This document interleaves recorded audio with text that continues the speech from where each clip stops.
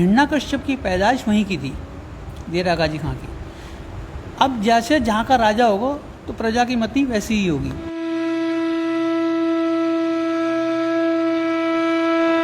नमस्कार दोस्तों, कैसे हैं आप सभी। आप देख रहे हैं यूनिक समय और मैं हूं आपके साथ मयंक। आज फिर से हम आए हैं वृंदावन में और इस वीडियो में जिस मंदिर के मैं आपको आज दर्शन कराने जा रहा हूं उसका नाम बड़ा अलग सा है, कुछ अजीब सा है। देखिए, जैसे आप बोर्ड पे देख पा रहे होंगे, मंदिर का नाम क्या लिखा है यहाँ पे, डेरा गाजी खां। कोई हिंदू मंदिर का तो नाम लग नहीं रहा है, मगर ये जो एक्चुअल में मंदिर है ये भगवान श्री कृष्ण का ही है, गोपीनाथ जी के नाम से। मगर इनका नाम डेरा गाजी खां क्यों है, क्या इसका रीज़न है, ये मैं आपको अभी अंदर चलेंगे मंदिर में और आपको पूरी कहानी बताऊंगा और इस चीज़ पे से पर्दा उठाएंगे कि एग्जैक्टली ये क्या चीज़ है, ऐसा नाम क्यों है। तो चलिए दोस्तों, वक्त ना गवाते हुए आपको अंदर लेकर चलते हैं और आगे की चीज़ें बताते हैं। आइए। तो दोस्तों, मंदिर के अंदर हम आ चुके हैं। मतलब ये पहला ऐसा मंदिर है जो कि बिल्कुल अलग है। किस वजह से मैं आपसे ऐसा कह रहा हूँ, उसका कारण क्या है। ये जो भगवान गोपीनाथ जी का मंदिर है ये घर के अंदर है। हम अभी घर के गेट से अंदर घुसे हैं और आप ये देखिए, ये प्रांगण है, ये बैठक है, ये बरामदा टाइप है जहाँ पे सभी भक्त बैठा करते हैं और कीर्तन किया करते हैं। चूँकि इस समय कोविड की जो समस्याएँ चल रही हैं, इस वजह से सब जगह भीड़ भाड़ कम चल रही है, बंद चल रहा है। तो जो मैं आपको बताने जा रहा था कि ऐसा क्या है जो इस मंदिर का नाम डेरा गाजी खां है, मैं आपको बता देता हूँ। ये जो मंदिर है, ये भगवान का जो विग्रह है, जो मैं अभी आपको अंदर लेकर चलेंगे और दर्शन करेंगे भगवान के विग्रह के, ये विग्रह पाकिस्तान से आया है। जी हाँ दोस्तों, आज के समय में उस धरती पे पाकिस्तान है और जब ये स्थापित हुआ था पाकिस्तान के एरिया में, तब ये सिंधु नदी के पास में उनका मंदिर था भगवान गोपीनाथ जी का। वहाँ से गोपीनाथ जी यहाँ वृंदावन में आए हैं। क्या कहानी है वो अभी हम अंदर चलेंगे और अंदर जो सेवादार हैं उनसे बात करके आपको पूरी स्टोरी में, आपको जो पूरी कथा है वो मैं आपको बताऊंगा कि कैसे भगवान श्री कृष्ण की गोपीनाथ जी का जो विग्रह है वो पाकिस्तान से यहाँ वृंदावन आया और उसी पाकिस्तान से आने की वजह से क्यों इनका नाम डेरा गाजी खां पड़ा है, उस पे से भी अभी हम बातचीत करके आपको बताएंगे। तो दोस्तों, मंदिर के प्रांगण के अंदर हम अंदर आ चुके हैं। मेन मंदिर यहीं पे है, काफ़ी ऊंचा भवन है यहाँ पे। एक बार मैं आपको सराउंडिंग्स दिखाता हूँ मंदिर के भवन की। ये देखिए, ये जो पीछे आप रास्ता देख रहे हैं, ये ठाकुर जी के मंदिर में जाने का मार्ग है पीछे से, जिसमें सिर्फ पंडित जी जाते हैं, जो सेवायक हैं वो जाते हैं। और यहाँ पे देखिए ठाकुर जी के ये पट इस समय बंद है। बंद इसलिए है चूँकि अभी शयन आरती होने वाली है और शयन आरती से पहले उनका श्रृंगार किया जाता है ठाकुर जी का, क्योंकि भगवान श्री कृष्ण को एक छोटी लाला के रूप में माना जाता है। तो जैसे आप घर में छोटे बच्चे होते हैं तो उनके शाम के कपड़े बदलते हैं ना, उनको हल्के कपड़े पहनाते हैं जिससे वो आराम से सो सके, विश्राम अच्छे से कर सके। तो वही सारी चीज़ें, इसलिए उनका श्रृंगार होता है शयन आरती से पहले का। पट अभी इस समय बंद है, कुछ देर में पट खुलेंगे, मगर तब तक मैं आपको थोड़ा सा बता देता हूँ इस मंदिर के बारे में। और जो मैंने आपको अभी थोड़ी देर पहले बाहर बताया था कि मंदिर का नाम डेरा गाजी खां क्यों है, वो चीज़ें मैं आपको बता देता हूँ। ऐसा बताया जाता है कि भगवान श्री कृष्ण जो थे वो गोपीनाथ भगवान के रूप में अवतरित हुए थे, उनका विग्रह अवतरित हुआ था, और जो कि अब अवतरित नहीं हुआ था, मतलब कुछ ऐसे 300, 400, 500, 600 साल पहले अवतरित नहीं हुआ था। तो जो मैं आपको बता रहा हूँ ये बात है महाभारत युग की। ऐसा था, भगवान श्री कृष्ण की जो सबसे बड़ी पटरानी थी रुक्मणी जी, उनसे ये रिलेटेड है। कैसे, मैं आपको बताता हूँ। हिंदू सभ्यता में कहा जाता है कि पति ही परमेश्वर होता है, मतलब पति ही सब कुछ होता है। तो पति जब तक भोजन नहीं करता है तब तक कोई भी पतिव्रता पत्नी भोजन नहीं करती है। उनके भोजन ग्रहण करने के बाद ही एक पत्नी जो पतिव्रता है वो खाना खा सकती है। तो भगवान श्री कृष्ण तो लीला करते रहते थे और महाभारत का जब क्या कहते हैं युद्ध चल रहा था, उस समय के आसपास की बात है। तो रुक्मणी माता ने कहा था प्रभु कि आप एक बात बताइए, आप तो चले जाते हैं, कभी भी शाम को आते हैं, आप कभी भी लीला करते रहते हैं, कभी चले जाते हैं, कभी आते हैं, कभी नहीं आते हैं। तो इस प्रकार से हम तो आपके इंतज़ार में सारी पटरानियाँ बैठी रहेंगी, कैसे भोजन होगा, आप इसका कोई ना कोई हल निकालिए। तो भगवान श्री कृष्ण ने कहा रुक्मणी अभी इसका हल निकाल देता हूँ। भगवान ने अपने स्वयं के शरीर से एक विग्रह का प्राकट्य किया जिनका नाम था श्री गोपीनाथ जी। भगवान ने कहा कि गोपीनाथ जी का ये जो विग्रह है, जो मेरा स्वयं का विग्रह है, इनको आप भोजन कराइएगा। इनको आप भोजन मेरे से, मतलब अपने से पहले आप इनको भोजन करा देंगे, अर्थात आपने मुझको भोजन करा दिया, और उसके बाद आप जो अपना खाना है वो ग्रहण कर सकती है, भोजन ग्रहण कर सकती हैं। तो ये जो विग्रह है ये तब का है, ऐसा बताया जाता है। सभी यहाँ के जो पूर्वज हैं वो यही सारी बातें हमें बताते हैं। और ये भी बताया गया है कि भगवान श्री कृष्ण के इस विग्रह की जो सेवा है वो उनकी कुंती बुआ ने भी करी है, क्योंकि बुआ के बहुत लाडले थे भगवान श्री कृष्ण। तो विग्रह के रूप में कुंती जो देवी हैं उन्होंने भी भगवान श्री कृष्ण के विग्रह का, गोपीनाथ जी का श्रृंगार किया है, उनकी सेवा करी है, उन्हें प्रेम किया है, लाड़ किया है। और इसी प्रकार जो सखी थी भगवान श्री कृष्ण की महाभारत युग में, जिनको सब जानते हैं, जिनका नाम द्रौपदी है, उन्होंने भी भगवान गोपीनाथ जी का इसी प्रकार भक्ति करके श्रृंगार किया हो और उनके सामने अपनी भक्ति को प्रकट किया है। तो तब का ये विग्रह है। और फिर ये धीरे धीरे करके विग्रह भगवान गोपीनाथ जी के जितने भी भक्त हैं उनको ये क्या कहते हैं, भगवान की कृपा से उनके पास सेवा में आता गया और वो सब सेवा करते रहे। तो जैसे मैं आपको बता रहा था, ठाकुर जी के शयन आरती से पहले के जो दर्शन हैं वो इस समय पट खुल चुके हैं। एक बार आप देखिए ठाकुर जी के कितने मनमोहक दर्शन हैं, कितने हल्के कपड़े एक छोटे बच्चे की तरह भगवान श्री कृष्ण ने पहन रखे हैं, गोपीनाथ जी ने पहन रखे हैं, और बिल्कुल सोने की तैयारी चल रही है जैसे हम और आप जाते हैं विश्राम के लिए, उसी प्रकार से भगवान का ये स्वरूप है। और आप देखिए भगवान गोपीनाथ जी के बिल्कुल पास में उनके बड़े भाई जो भगवान बलराम हैं, या बलदाऊ कहा जाता है जिनको, जो कि शेषनाग के साक्षात अवतार बताए गए हैं द्वापर युग में, ये उनका विग्रह है। इनकी कहानी मैं आपको थोड़े से प्रिसाइजली मैं आपको थोड़े से कम समय में बता देता हूँ। ऐसा बताया गया है हमें, पुजारी जी ने ये बताया है कि भगवान बलराम जी का जो ये विग्रह है ये यमुना जी से स्वयं अवतरित हुआ था। मतलब यमुना जी में से स्वयं ये निकल के बाहर आए थे। ये ऐसा ही विग्रह है, किसी ने कुछ बनाया वगैरह नहीं है, ये पूरा जो विग्रह है उसी प्रकार से यमुना जी में से निकल के आया था। तो चलिए अब यहाँ के जो सेवायक हैं, जो यहाँ के पुजारी जी हैं, उनके साथ जुड़ते हैं और बातचीत करते हैं। और जो मैं आपको बता रहा था कि क्या कहानी है, क्या स्टोरी है, क्या कथा है भगवान श्री गोपीनाथ जी की, वो हम जानते हैं। तो हमारे साथ मंदिर के सेवायक जो हैं पंकज गोस्वामी जी मौजूद हैं। उनका हम बहुत बहुत आभार प्रकट करते हैं कि आप हमारे साथ आज जुड़े और भगवान गोपीनाथ जी की जो कथा है उस पे से आप हम सभी लोगों को ज्ञान प्रसारित करेंगे। क्योंकि भगवान का मैं कहूँ ये जो मंदिर है, मैं मथुरा में काफ़ी समय से रह रहा हूँ, मतलब मेरा जन्म यहीं का है, मुझे नहीं मालूम था, ये मेरी त्रुटि है। मैंने आज से 2-3 दिन पहले हमारे एक चैनल के बहुत सीनियर हैं, उनसे बात करी तो उन्होंने मुझे बताया, जो कि वृंदावन में रहते हैं, उन्होंने बताया कि मयंक आप एक बार यहाँ जाके दर्शन प्राप्त कीजिए और यहाँ की जो कथा है वो बहुत अनूठी है।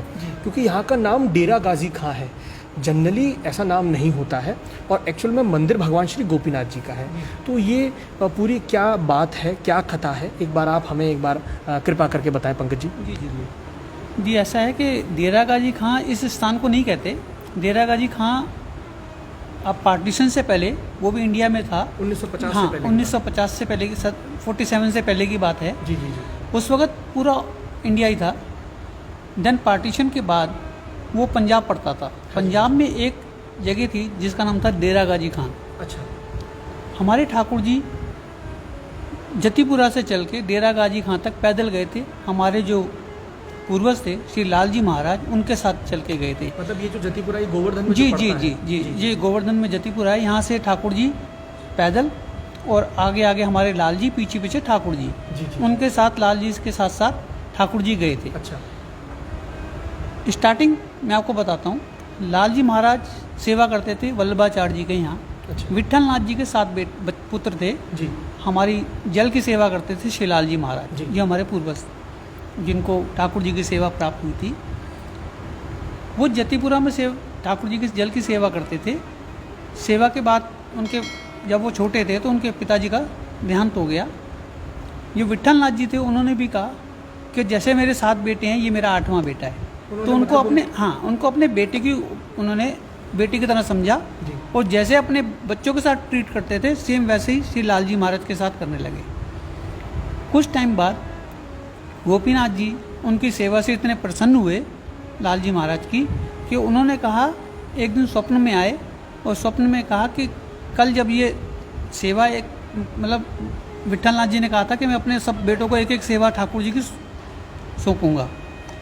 तो सब अगले दिन, जब नेक्स्ट डे, लेकिन श्री लाल जी के सपने में एक दिन पहले ही गोपीनाथ जी आए, उन्होंने कहा जब ये सेवा देंगे जी। तो मेरी सेवा आप ले ले लेना। लीजिएगा। जी। अगले दिन जब विठलनाथ जी ने पूछा कि मैं एक अपने सब बच्चों को एक एक सेवा ठाकुर जी निधि की सेवा देना चाहता हूँ, तो आप किसकी सेवा? तो लाल जी ने कहा मुझे श्री गोपीनाथ जी की सेवा चाहिए।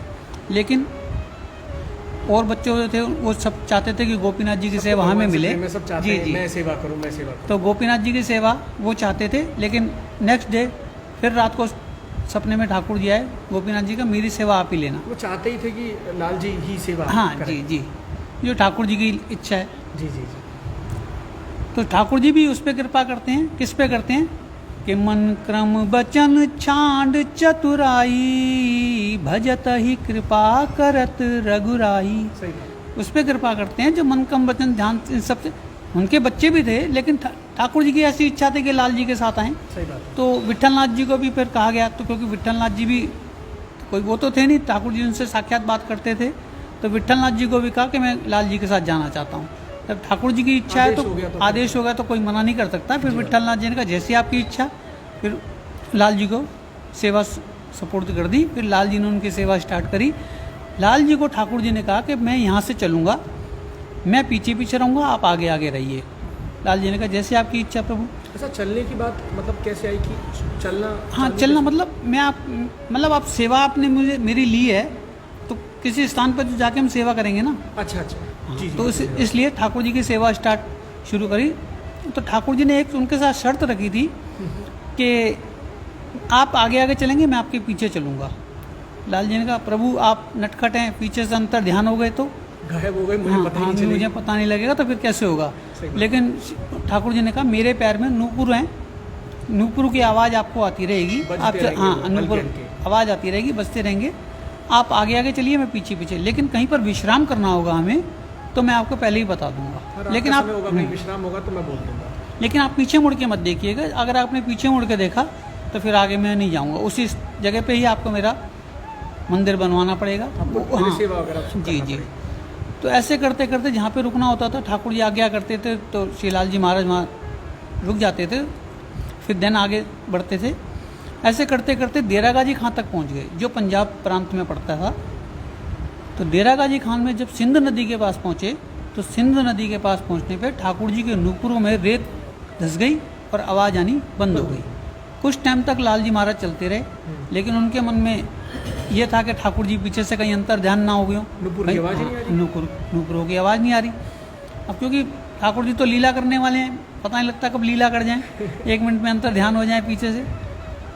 तो लाल जी ने पीछे मुड़, रहा नहीं गया कुछ टाइम तक, लेकिन लाल जी ने पीछे मुड़ के देखा तो ठाकुर जी वहीं थे। ठाकुर जी ने कहा बस अब इससे आगे मैं नहीं जाऊँगा। तो लाल जी महाराज ने फिर वहाँ पे धीरे धीरे करके ठाकुर जी का मंदिर बना, भव्य मंदिर बना। 400 साल तक ठाकुर जी के वहाँ पे सेवा हुई। वहीं सिंध नदी के पास? जी, हमारा देरा तो पाकिस्तान है, मतलब हाँ, पहले भारत ही था। भारत था, पार्टीशन के बाद वो पाकिस्तान में चला गया वो। जी जी। तो वहाँ पे 400 साल तक हमारे पूर्वजों ने सेवा करी। उसके बाद पार्टीशन के बाद ठाकुर जी वापस देरा गाजी खां वहाँ जगह का नाम है जी, इसलिए वो नाम हम हाँ क्योंकि हम वहाँ 400 साल तक रहे हैं तो उसी नाम से हम जाने जाते हैं ठाकुर जी के। तो वहाँ से हम फिर यहाँ आ गए।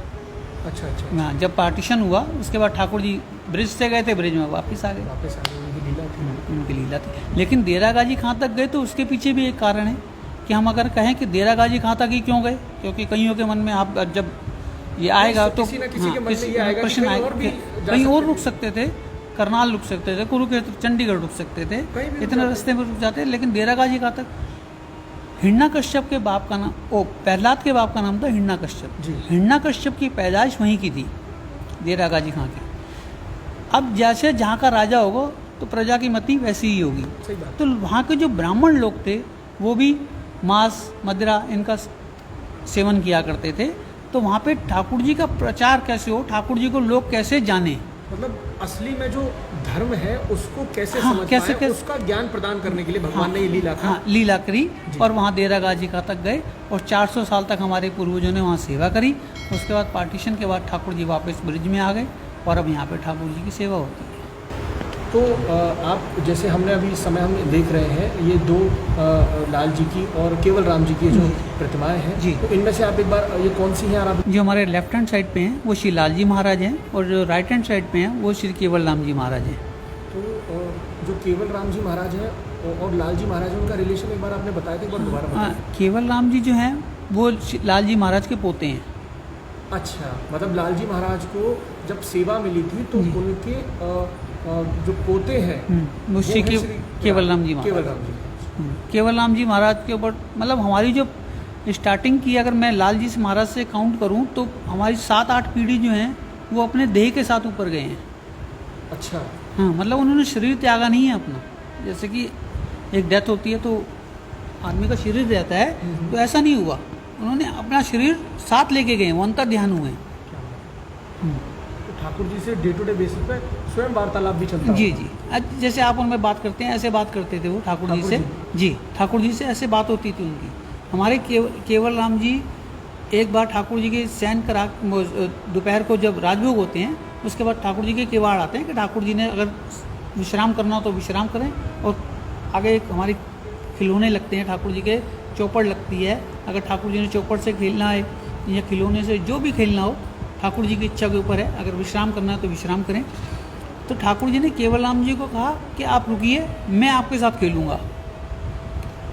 तो केवल राम जी बाहर रुके क्योंकि ठाकुर जी की आज्ञा थी। किवाड़ दे के ठाकुर जी बाहर आए। जैसे ये चौक है, इस चौक पे केवल राम जी को कहा आप घोड़ा बनो, मैं आपके ऊपर बैठूंगा। यही चौक जहाँ पे हम बैठे हुए हैं। जी, उस डेरा गाजी खान की बात बता रहा अच्छा, हूँ। डेरा गाजी जी खान। जी। अच्छा अच्छा। तो ठाकुर केवल राम जी घोड़ा बने और गोपीनाथ जी उनके ऊपर विराजमान होकर खेल रहे हैं बच्चों की तरह। बच्चों की तरह। बताइए। तो इतना ठाकुर जी का प्यार था। क्यों ऐसे कृपा नहीं करते ठाकुर जी के, अभी मैंने आपको बताया था, बहुत कई जन्मों के कर्म होते हैं जिसके आदमी ठाकुर जी उसके ऊपर ऐसी कृपा ठाकुर करते जी हैं। की ही निर्णय के ऊपर है कि किन से उनको क्या सेवा हाँ, किस प्रकार से किस करानी प्रकार है। से करानी। तो बहुत बहुत धन्यवाद, आपने आज जो ये पूरी कहानी जो कथा बताई है जी। ये आज बहुत लोगों तक पहुंचेगी मैं समझता हूँ, और बहुत लोग गोपीनाथ जी की इस लीला को समझेंगे जी। और इसी प्रकार से मन में ठाकुर जी को धारण करेंगे। बहुत बहुत धन्यवाद हमारे साथ जुड़ने के लिए। आपका भी धन्यवाद।